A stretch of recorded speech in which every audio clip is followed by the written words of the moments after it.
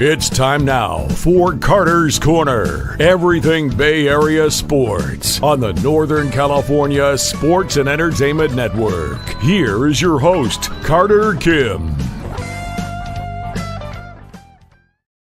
Guess who's back again? Carter's back, tell a friend. Guess who's back? You get the idea.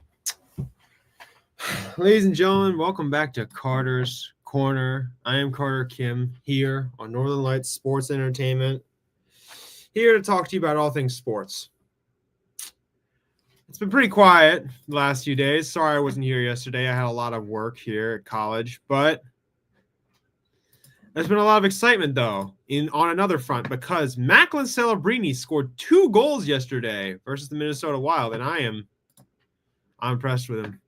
Carter, have I been drinking? No, I have not been drinking. I am in great shape right now. I don't do alcohol. I don't smoke. I'm not one of those guys. But anyway, what else?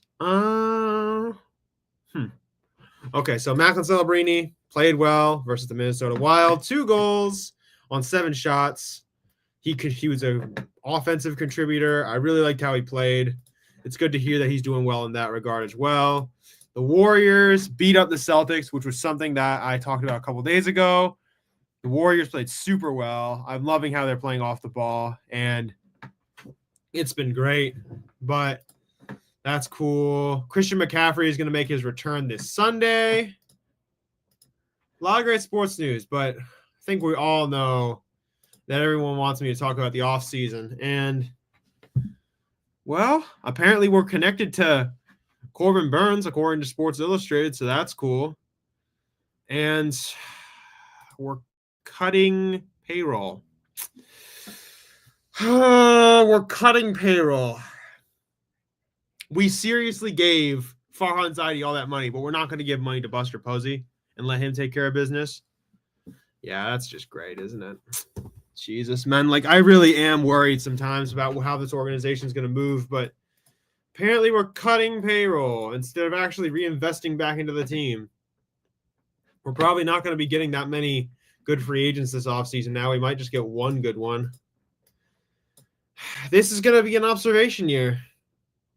That's what this is telling me, that this is just going to be an observation year that we kind of look back on and ask ourselves, like, okay, how did this season go? I don't think this is going to be a year where we're actually trying to compete or anything.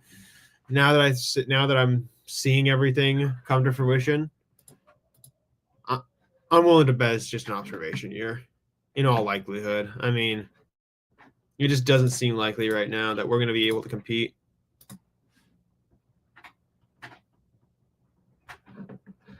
But yeah, dang, like what else? There's a lot of free agency guys I wanted to talk about, but now that they're cutting payroll, I'm worried because I wanted to talk about. Listen, I don't think we're going to get Juan Soto now. It just doesn't seem likely. I mean, there's just too many teams that are like, yeah, it's the harsh reality I was fearing. Yeah, I mean, this is going to be an observation year, in my opinion. We're going to try and see if we have a team to put together and we can start forming a core, I think. We're not going to have a good enough team to actually compete, I don't think. We might have like a couple good players that keep doing well, like Fitz and Ramos, and hopefully Patty will continue his development. But, you know, like, I just find it fairly dubious, you know, the idea that we're going to be able to compete right now. I just don't see it. I just do not see it. I mean, yeah, just looking at like we have some guys who are Elliott, Fitz. I mean, yeah, Farhan left is such a mess. It's going to take Posey more than a year or two to be competitive, pretty much. I mean, Farhan Zaidi, I will curse that guy's name till the end of time. He was such an idiot, man. He did not know what he was doing. But I mean, like, I'm looking at the guys on this roster, but the thing is, Matt Chapman, we re-signed. Tyler Fitzgerald, the Ramos are here. Apparently, we're going to be pursuing a shortstop, and that might be Adames. But the thing is, like, how are we going to pursue a good shortstop when we don't have a lot of money? That's a lot. I mean, if we're cutting payroll back, If we're scaling back the payroll, like how the heck are we going to pay for somebody like Adames? I mean, like, let me just look. I mean, I don't know the exact details of the cut, but it's like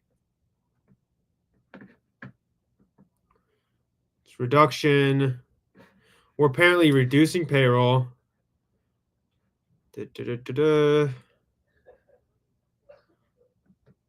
Jeez, if we really get Ha-Seong Kim, I'm gonna be so pissed off. Like, dude, I know he's a good player, but we cannot be serious about that. We have to be trying to compete with the money that we have. We can't just be wasting our payroll. I mean, Jesus.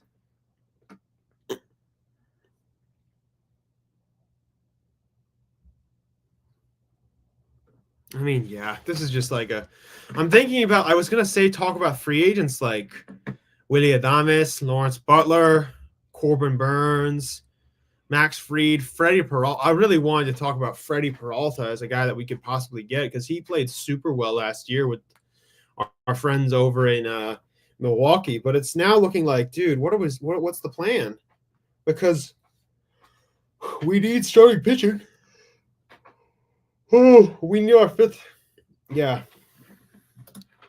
Everyone last night was saying Ha-Seong Kim, which I am not in favor. He does not improve the team at all. His career 240 here that only bangs 11 to 14 home runs a year. Haha, no thanks.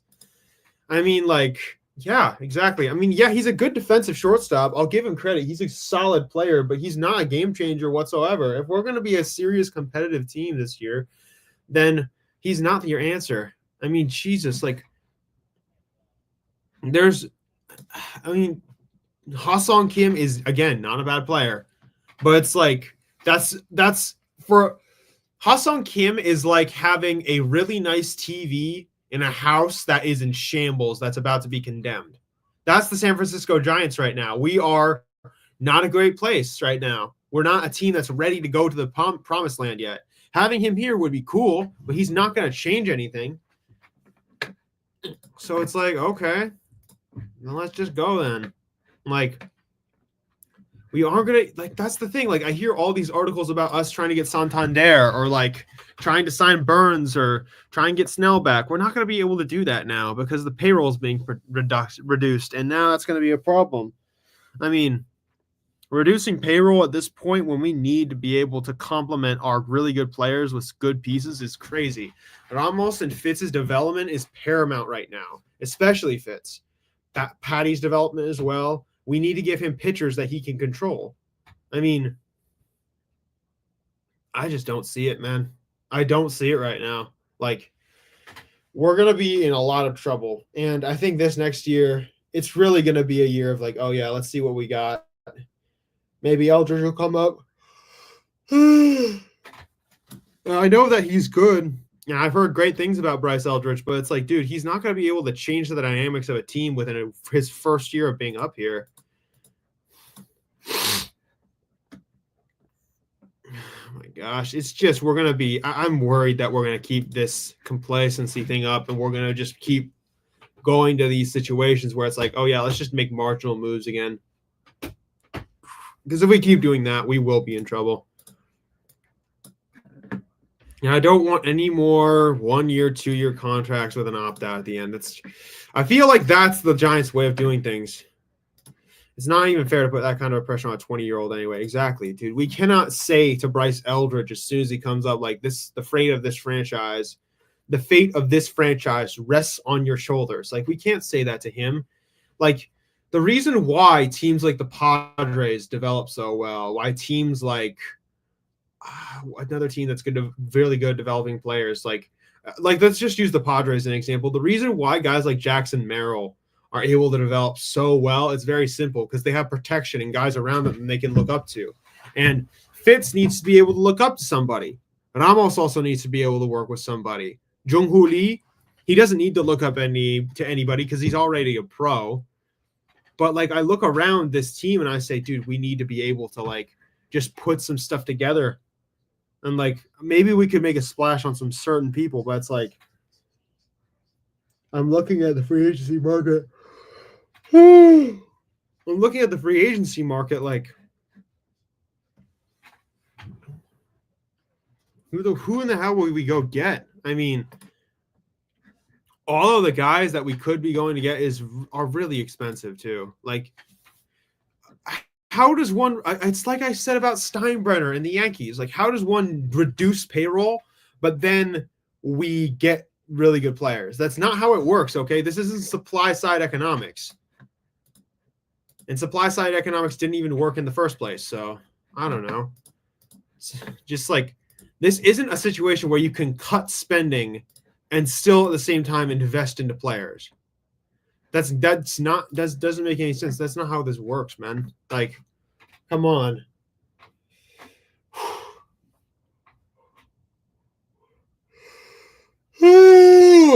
Man, just very, very yawn right now. Yeah, that's just. It feels like a joke, if I'm being honest. Like, this feels like a joke.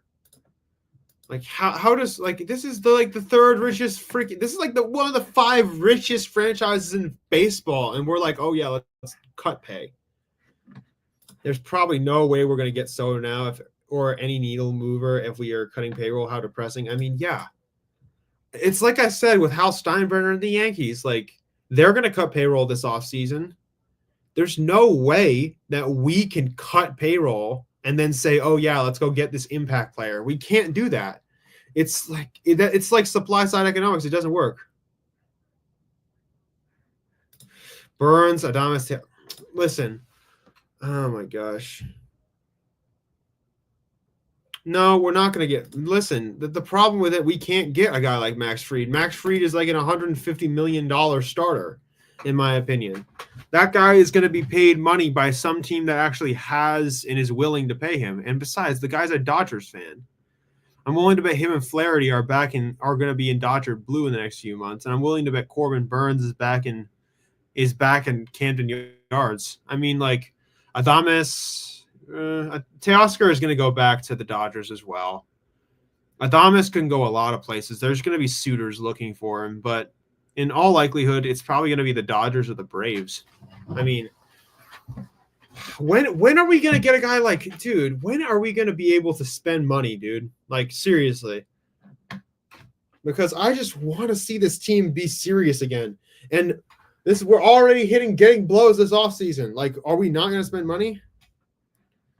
Fried, Flaherty, Buehler, Snell. No. Listen, here's the truth about Scott Boras clients do not go to Los Angeles, okay? I just know this for a fact. The Los Angeles management has specifically said that they do not sign Boras clients. After the whole Cody Bellinger situation fell apart, they specifically said they're not going to sign Boras clients ever again. That's just the facts. And they don't do that anymore. Flaherty is I'm not sure if he's a Boras client. I'm just trying to check. Jack Flaherty. I mean, yeah, he's a CAA sports guy. Buehler doesn't work. Buehler definitely doesn't go for Flair. I mean, Fried is also a Boras client. No, he's actually not. He's a CAA, I believe. Max Fried, yeah, CAA Sports. Listen, y'all are not going to get Blake Snell. I know that for sure. Blake Snell is just not someone who plays for the Dodgers. I know this because they don't sign Boras clients. All right, they don't sign Boras clients. I just know this for a fact. I mean, this is something that the Dodgers management and Andrew Friedman has said, that they're not very inclined to negotiate with Boras clients because Boras clients always ask for too much money and they do stuff that's not reasonable. Buehler, Flaherty, Fried, and Yamamoto are not that. Well, Snell is a guy who is a Boras client. That just doesn't make any sense. Hate saying it, but it's very possible LA will repeat. Be prepared for that. I mean, come on. Johnny, of course they will. Car, do not be so sure. Listen, I'm not saying this either. I want to be clear. I am not saying this. I am not saying the Dodgers will not take Boras clients, okay? The Dodgers are saying they won't take Boras clients. Let me just show you guys this.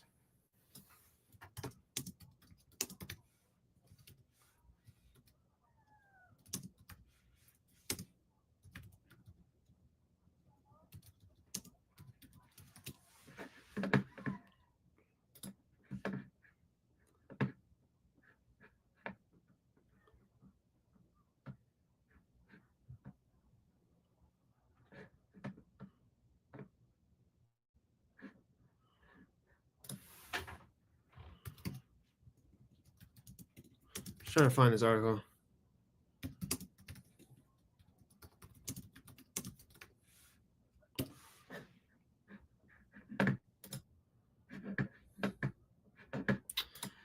Okay, here we go. So this is the article, or not the article, but one of the things. This is a base from our friends in the baseball world.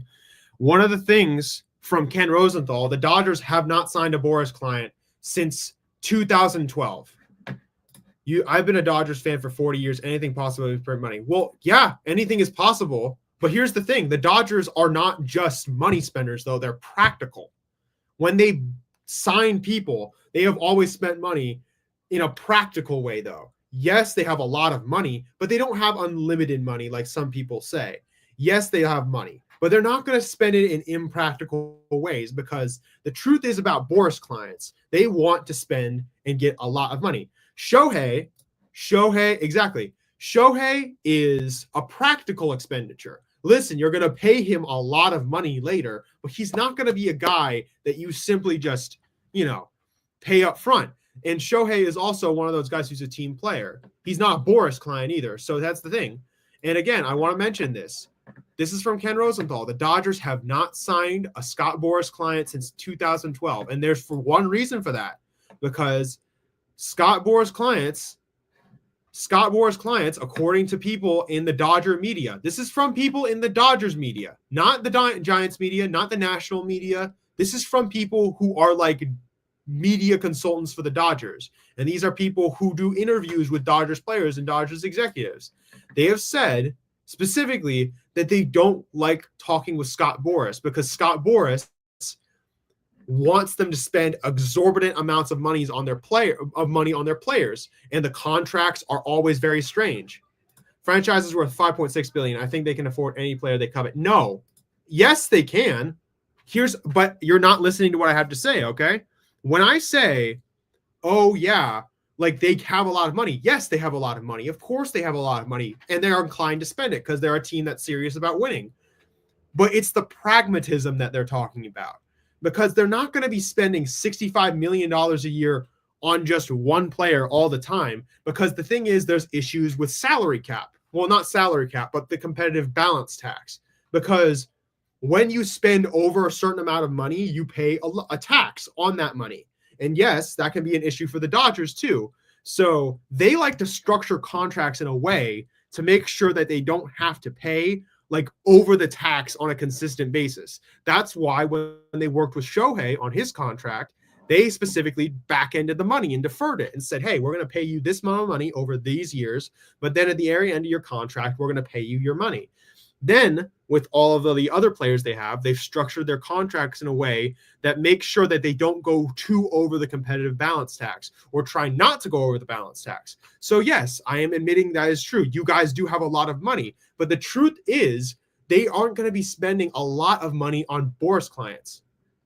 I like you, Carter, but you are about to have your heart broken. I'm not talking about my team, all right? This is okay. Allow me to show you this then. This is from a Dodger website, by the way. This is from people who talk with the Los Angeles Dodgers. This is not a Giants website. This is not a national media website. This is a niche part of your fan base that interviews the Dodgers and talks with the executives. They have said this: Cody Bellinger, Matt Chapman, Blake Snell, and Jordan Montgomery becoming known as the Boras Four after shared agent Scott Boras. They have yet to sign major league deals for the 2024 season. This was before the 2024 season. They were four of the biggest free agents available on the market this offseason. It definitely has to do with Boras, arguably the most high-powered sports agent not currently working. His active client list is packed with stars, including but not limited to Pete Alonso, Jose Altuve, Zach Gallen, Carlos Correa, and Carlos Rodon, most of whom have been met with remarkable deals in free agency. He was also Alex Rodriguez's agent when he signed his then-breaking, record-breaking deal. The Dodgers haven't expressed interest in any member of the Boras Four, Boras Five if you include JD Martinez this offseason, and that may be intentional. They have no need for even more big free agents, but when next offseason rolls around, there will be a whole host of them represented by Boras on the market who the Dodgers might better off be letting go elsewhere. And there's very simple why.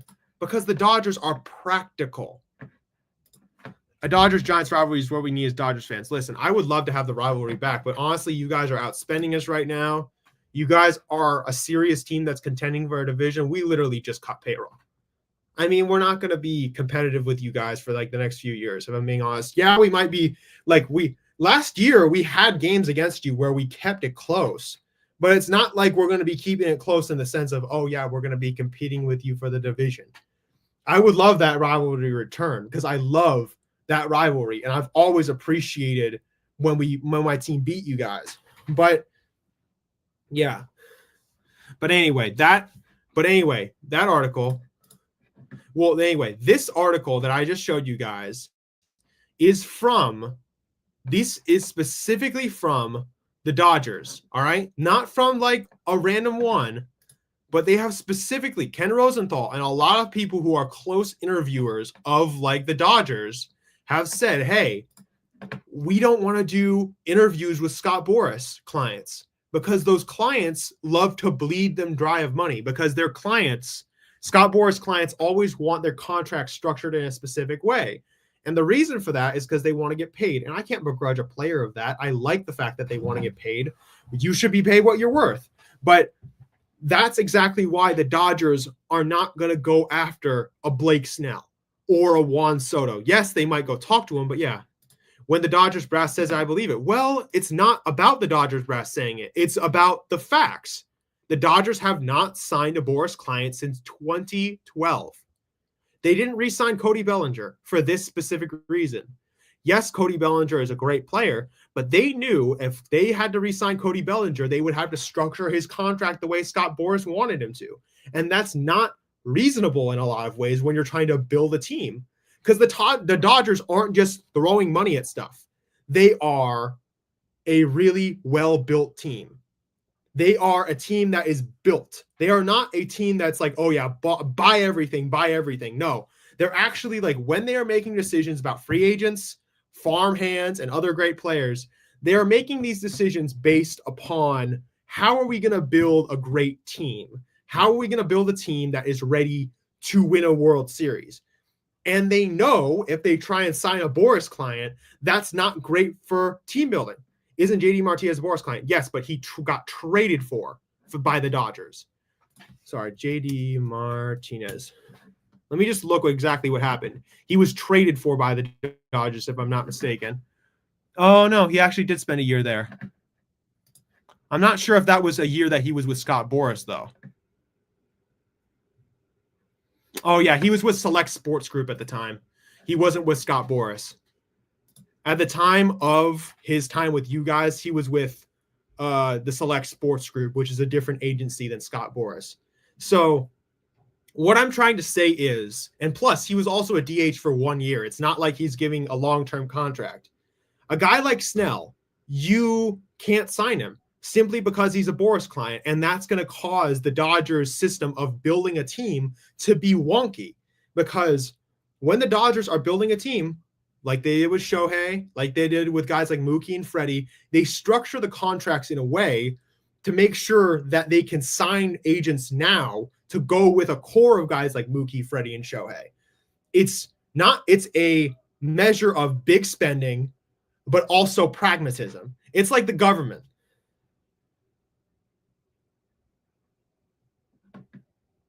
Well, I guess one of us will look like an ass next season. No, that's fair.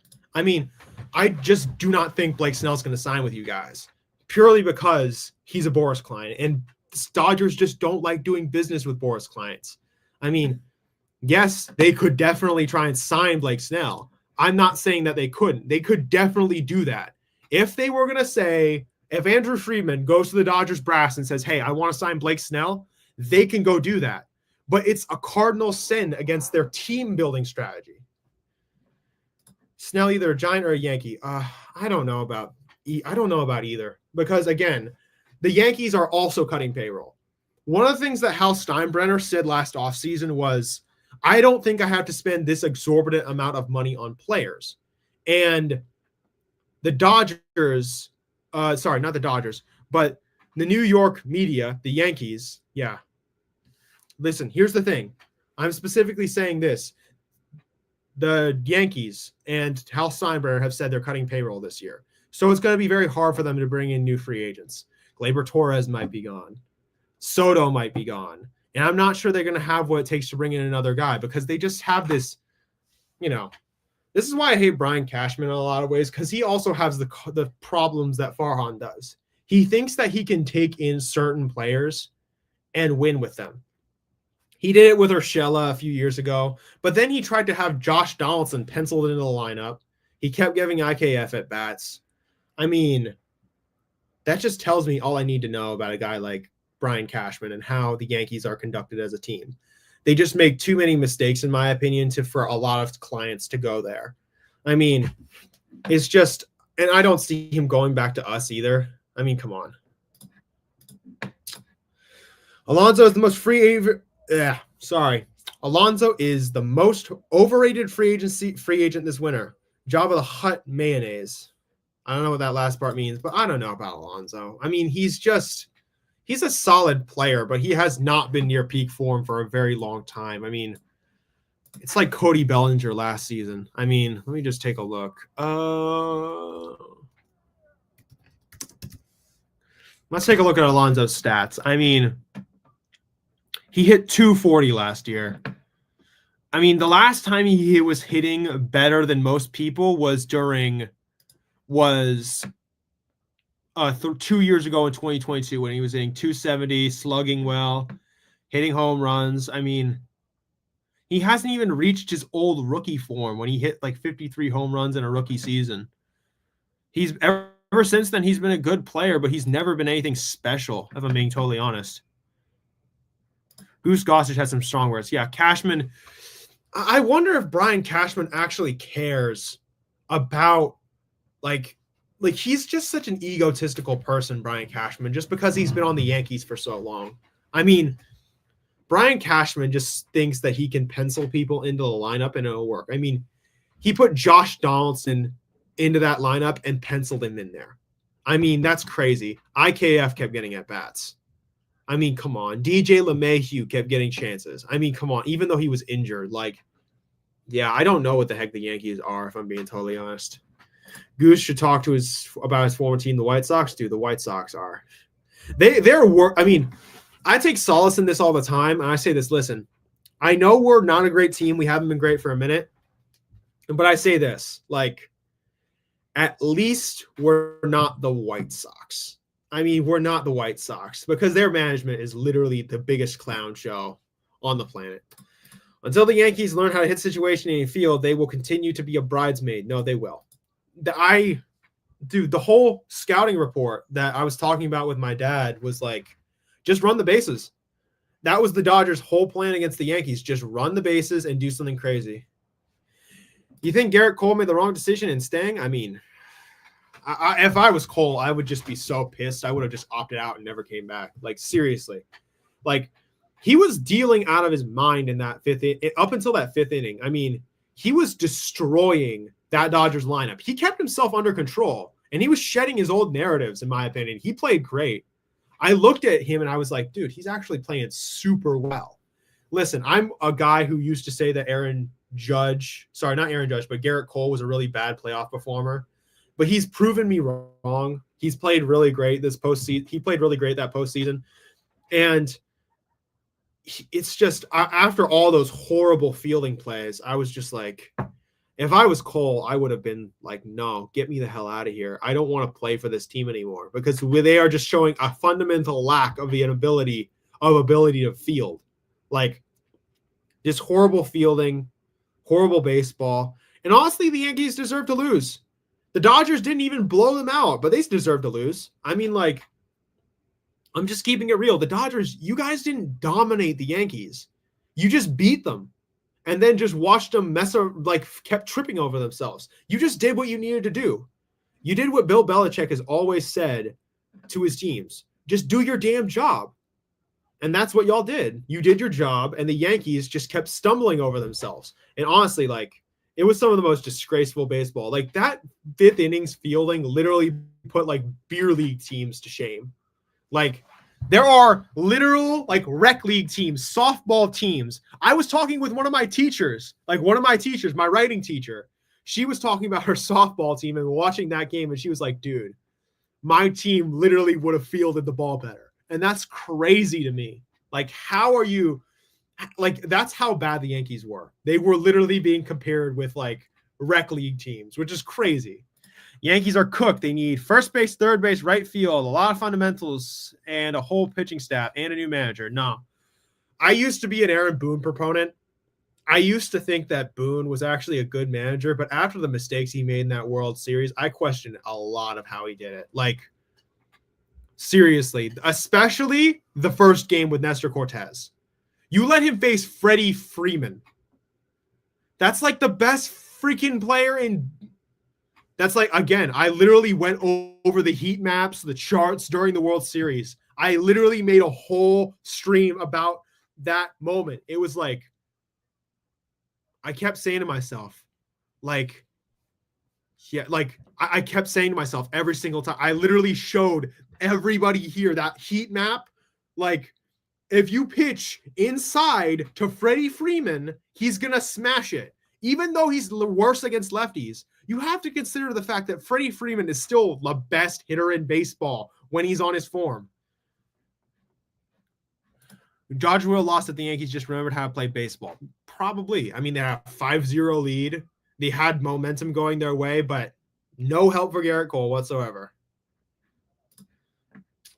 That Nestor move changed the World Series? No, that Nestor move literally changed the trajectory of the series. I mean, if you had just do you go to Tim Hill, who you've been relying on for the past 3 months to close down games and get ground balls? And I also mentioned this on that stream. Freddie Freeman is not as good against the sinker as he was last year. If you pitch him the sinker, he would have been in control. Padres were the biggest choke of the entire 24 postseason. They were probably the biggest choke. I mean, they messed it up so badly. If I'm being honest, I was talking to my teacher about this, like my professor. That series is what determined the World Series, in my opinion. Whoever won that was going to win the World Series. That's just my opinion. I know it's a bit of a hogwash opinion in a lot of ways because it doesn't matter at the end of the day. Because yes, of course, that series doesn't necessarily affect the outcome of this World Series. But, dude, if the Padres won, they probably would have beat the Mets, and they probably would have beat the Yankees with how badly they played. I mean, it's just disgraceful baseball, bro. It's just horrific baseball. I don't know how a team can justify themselves and act all freaking high and mighty and stuff, and then just like do that. I'm just going to say this to one person on the Yankees. Aaron Judge. What the hell is wrong with you, bro? Padres had 2 games to win just one, and they would have eliminated LA. Instead, they go 24 scoreless innings. That is a choke. They choked. I'm sorry, but you kept putting Dylan Cease out there, even though the Dodgers had that dude on a freaking string. I want to be clear about Dylan Cease. I don't like his game at all. He can throw 2 pitches well. That's it. Okay? I have not seen him throw a good changeup. I've never seen him throw a good curveball or a knuckle curve. I've never seen him do anything that I would be like, I have never seen Dylan Cease do anything that proves to me that he is a great postseason pitcher. Because when you have 2 pitches like that and you're going up against a really good team, like the Dodgers, they're like, okay, I'm just going to sit on one of his off speeds, or I'm going to sit on his fastball because he can't locate this pitch, or this pitch isn't going. Dylan Cease is just horrible, if I'm being honest. That was just one of the most disgraceful postseason performances I've ever seen in my life. Like, that's terrible. The fact that you played that badly in that situation, horrible, man. Just terrible baseball. Like, at the end of the day, like, I say this all the time, like, when the lights come on, you have to be able to step up and do your job. Do your damn job. And he didn't. Like, I will lament baseball for, like, just baseball teams for just messing up like that. Because, again, I say this as a Giants fan. those teams that I just watched this postseason are vastly more talented than any of the teams that we won the World Series with. That's why I always get mad when these teams lose. It doesn't make any damn sense because I look at these teams and I say to myself, like, these teams are super talented. They should be able to have a chance at winning a World Series. They should be able to play well. But then they do that. The Yankees, the Padres, a bunch of other teams, especially the Yankees and Padres. You guys are talented as hell, bro. And you are less this team, the team that won the World Series, we did not have as much talent as you. We don't have as much talent as the Dodgers, but we won a World Series anyway. We won 3 of them. And it just pisses me off whenever I see teams mess up these opportunities. I say to myself, like, dude, if you have this talent, you should be so much better than just that. Phillies Astros gave the Dodgers an easy path mostly. No, I'd agree with that. The Astros got knocked out early. I don't know how they did. Like, the Astros, like, is it over for them? Maybe. I don't think so. I still think they're a good team. But the Phillies are just, no, dude. Like, the only 3 guys that played super well for that team were Zach Wheeler, Nick Castellanos, and Bryce Harper. Bryce Harper did his usual incredible baseball in the playoffs, and everybody else played like a bunch of scrubs. I'm keeping it real. I'm just going to keep it real when I say the Astros should have beat the Tigers. I don't know what the hell happened. I mean, I don't know, dude. Framber Valdez is also another guy that I look at and say, dude, how are you this talented and play so badly in the playoffs? Like, that's another player that I want to give crap to. I mean, then you look at guys like Hunter Brown played such a good game against the Tigers as well. And I was like, yeah. Like, it is like, there are so many damn underachievers this postseason. The Phillies, the Astros, the Padres, the Yankees. Underachievers. Like, it's the thing I hate the most when you have so much talent and you mess up. Phillies bullpen didn't show up. They did not. Like, I don't know what the hell happened to that bullpen. Did someone put something in their cereal in the morning? Because that was just like, I watched them play and I was like, this is some of the worst execution I've ever seen in my life. They don't make good decisions. They mess up when the time matters. I mean, Strom, Hoffman, Estevez, like a bunch of other great players. Alvarado didn't even get to play in the postseason because he was so whack. There's just such a lack of, like, playing up to what you are. You're playing down to your competition. The Phillies played down to the Mets. That's the biggest thing. The Yankees kept playing down to the Royals. They played down to the freaking Guardians. I mean, like, look at the Dodgers World Series path and compare it to the Yankees World Series path. The Dodgers had to play the Padres and the Mets, really good baseball teams. And the Yankees had to play the Guardians and the Royals. 2 good teams, but nowhere near the caliber of a team like the Mets or the Padres.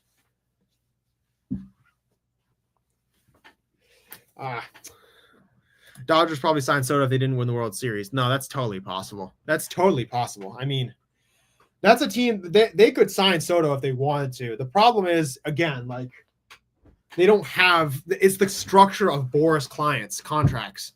They're just like, Boras clients are such a headache to deal with when it comes to contracts. And a lot of teams don't want to give them long-term contracts because they feel like mercenaries to sign. I mean, that's just a problem with Scott Boras and a reason why they last offseason it was such a bad situation. Oh my gosh.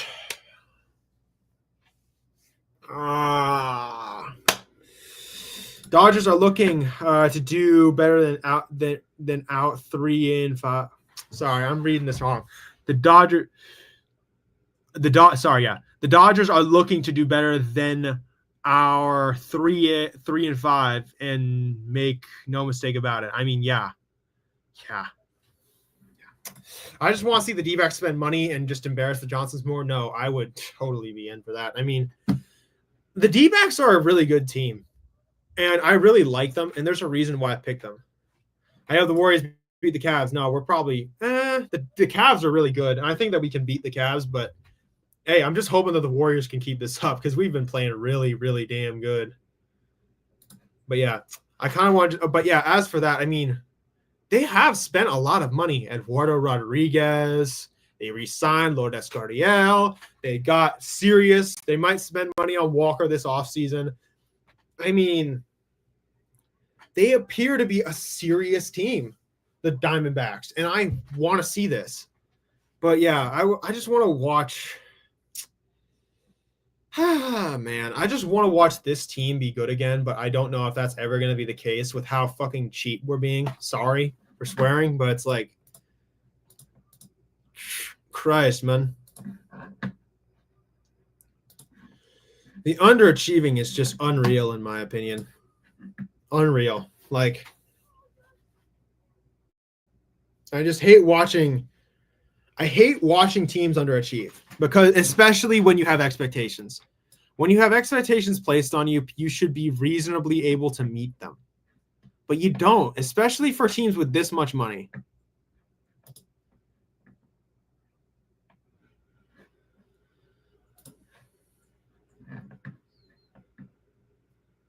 I'm just looking through some stuff.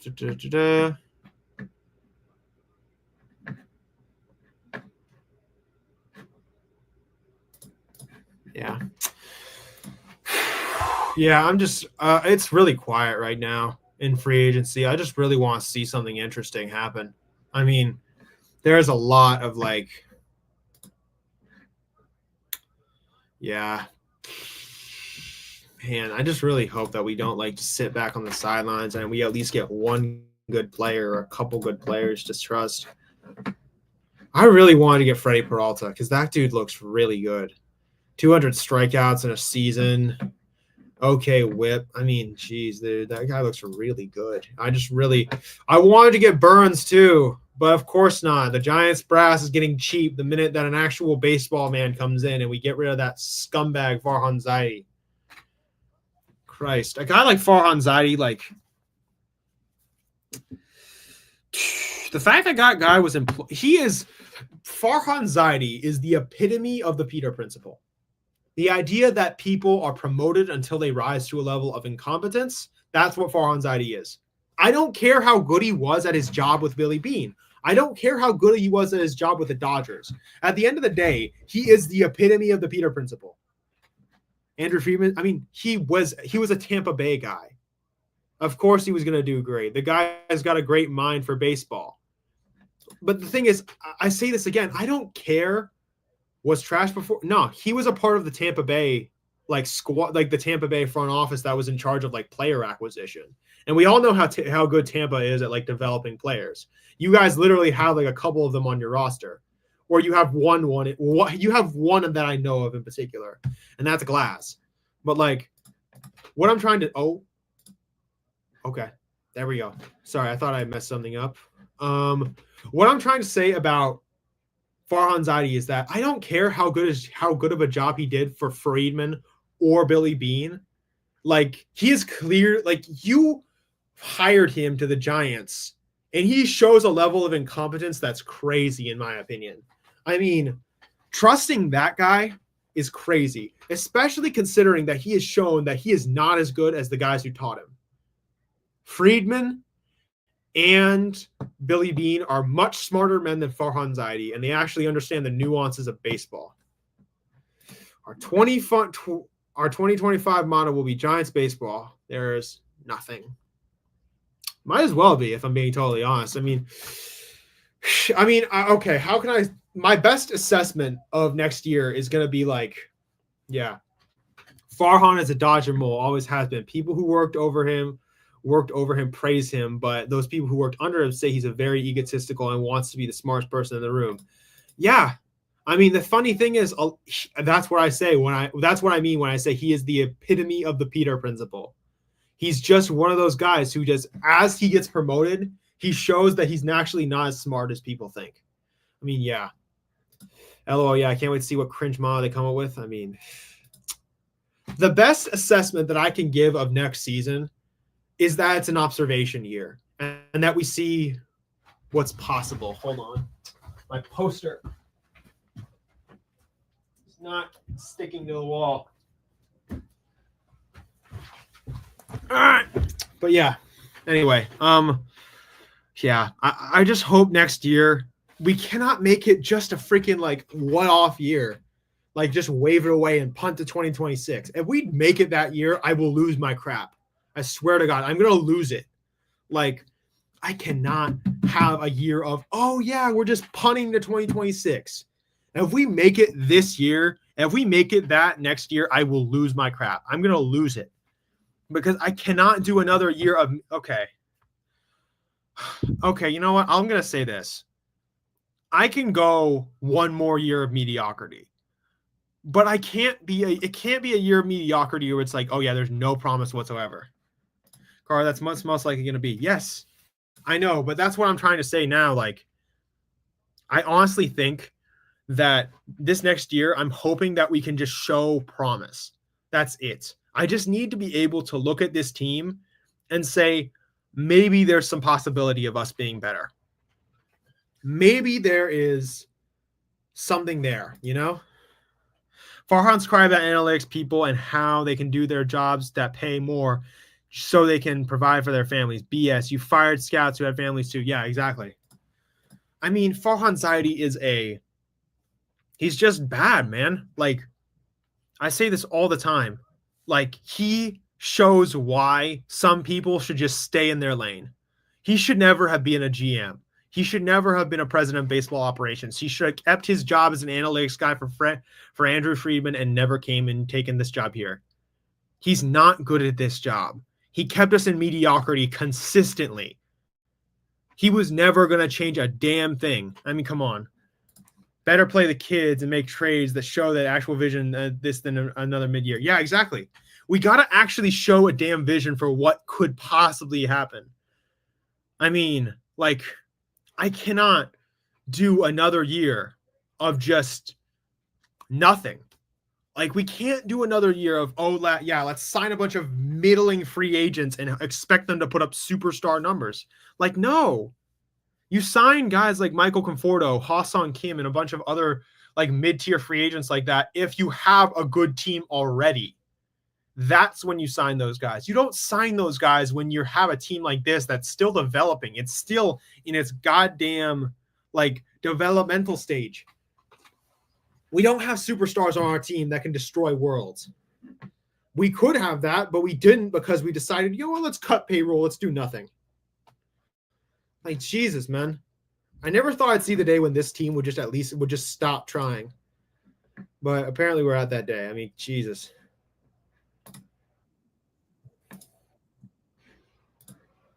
But yeah. Now we're not another year behind. Yeah. I mean, like, we're behind the rest of the league. We're so far behind the rest of the league. Like, how do I say this? Like, at least there are teams that are willing to fail, that are willing to take a chance and fail. Listen, the Diamondbacks had that experiment a few years ago where they tried and they just messed up. But yeah, Eric Kratz and AJ on Valterra were pissed about the Giants cutting payroll. They asked why they give Buster and Chapman the keys to a Lambo, but it says drive 25 miles per hour. Yeah, exactly. It's like, if you were going to sign Matt Chapman to an extension like that, why the... And now I'm going to be pissed off about the Chapman extension. If we were going to, then why the hell did we sign Chapman to so much money if it was going to hinder us this offseason? I mean, come on. Like, seriously, though, if we're going to be given keys to a Lambo and then we start like just going 25 miles an hour, that's crazy to me, bro. Like, I want to kick this thing into drive. I say this all the time. I don't say this all the time, but I want to talk about the Diamondbacks again because a couple years ago, they had that experiment too. They tried to spend money and they try to rebuild. They try to do a bunch of other stuff, but it ended up being the best and they failed. They kept messing up. They actually went to the worst record they ever had as a franchise, but they ended up being better for it. They ended up being contenders. They made it to a World Series. I mean, I say this, like, failure is okay. It's okay to mess up and make mistakes. It's okay to not win immediately. It's okay to be a team that develops. I mean, come on. Johnny, our owners are cringe and it's wrong timing for them. This is to be this way when the Dodgers are doing what they're doing. Yeah, I agree. We can't be standing behind. We're looking up at the Diamondbacks, Padres, and Dodgers right now. We used to own those teams. We used to own on the Padres and the Diamondbacks. We used to own them all the damn time. We used to make it our mission. And then we made it. And then when we were against the Dodgers, we made it a rivalry. We made it close at least. Maybe we wouldn't win all the time, but at least it would be close. But we haven't freaking done that, have we? Farhan Zaidi, oh my gosh, he really has left us in a hole. I can't believe we gave that dude money to spend last offseason, but now, like this offseason, we're just like, no, let's not give Buster Posey money to spend while he's came in trying to do something with this team and trying to make it interesting. Let's just not do a damn thing. I mean, Jesus, dude, like, at least give a shit. At least give a shit. At the end of the day, at least give a shit. Like, God. I can't do another year of BS with this team, but we're going to be doing that. But the thing is, I'm just hoping that this next year, because it's very clearly just going to be an observation year where we see if we can have a core put together. That's what we're going to do basically. And I feel like when we do that, I'm afraid though, that we're going to have this year, but we're just going to be mediocre. We're not going to show any promise. And that's going to then that leads to the really big red button, which is just blow it all up. Sell off the team. Just like don't care anymore. Get rid of all our good pitching. Get rid of all of our decent prospects. I mean, I'm worried, dude. I'm honest. I'm worried about what this team can be. Like, if we keep doing this, we're going to be in trouble. Like, we will be in trouble. Like,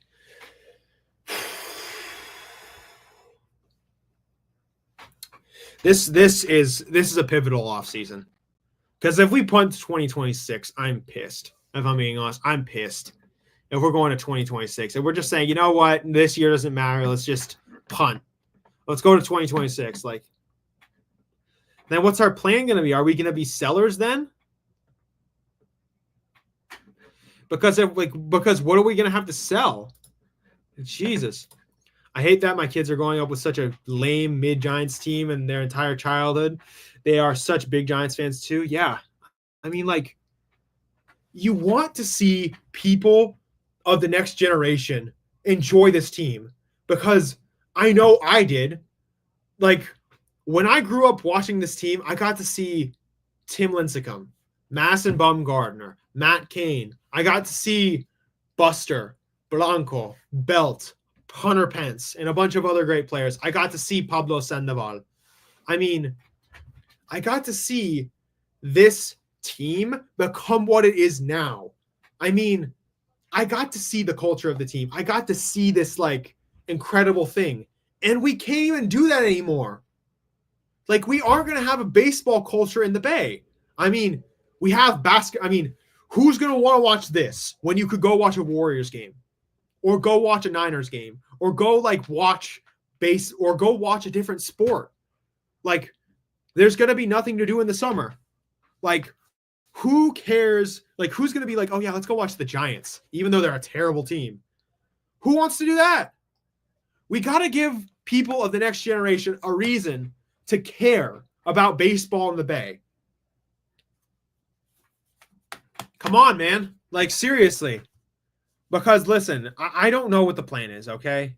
I don't know how this is going to go. I'm hoping that we go get serious. But, like, I want to see Giants baseball be a bigger thing again. I mean, I literally said this after the A's left. I was like, dude, there's going to be a lot of homeless baseball fans. Like, a lot of fans that are without a baseball team. Vagabonds. And just say, you know what? Hey, guys, let's, like, bring them into the culture of the Giants. This is a team they can respect. This is a team they can enjoy because our ownership is spending money. We're not spending money anymore. I mean, get serious. Get serious, or just don't like. And I'm not saying they're not serious right now. I'm sure they have a plan, but it's also like, take risks. Don't be damn conservative about this type of stuff. You know what I mean? It's not okay to be conservative in these types of situations. You have to take risks and be willing to make mistakes. You know? It's okay, to not be ready immediately. If next year we can put together a decent team and actually show a core, I can say, you know what? I can say that season wasn't worth nothing.